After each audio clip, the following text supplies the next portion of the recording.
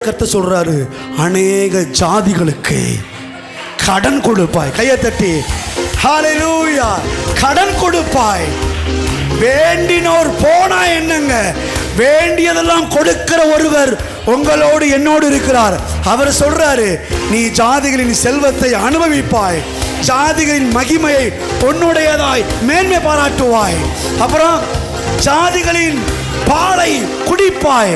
அது மாத்திரமல்ல, அநேக ஜாதிகளுக்கு நீ கடன் கொடுப்பாய். ஓ, இப்ப சொல்றாருல, இவங்கெல்லாம் யாரு தெரியுமா? துயரப்பட்டவர்கள், துக்கப்பட்டவர்கள், வேதனைப்பட்டவர்கள், சிறைப்பட்டவர்கள், குழிக்குள்ள கிடந்தவர்கள், அழுது கிடந்தவர்கள், ஒட்டு துணி இல்லாமல் நிர்வாணமாக இருந்தவர்கள்.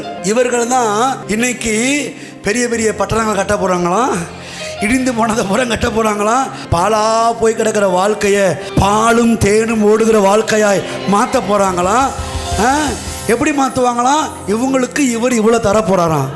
ஜாதிகளின் செல்வம், ஜாதிகளின் மகிமை, ஜாதிகளின் பால், அப்படிப்பட்ட வெண்மையான கலப்படமில்லாத உச்சிதமான செல்வத்தை கர்த்தர் உங்களுக்கு கொடுத்து உங்களை வாழ வைக்கிறது மாத்திரமல்ல, உங்கள் மூலமா உலகத்தையே வாழ வைக்கணுன்றதுதான் தேவனுடைய திட்டம்.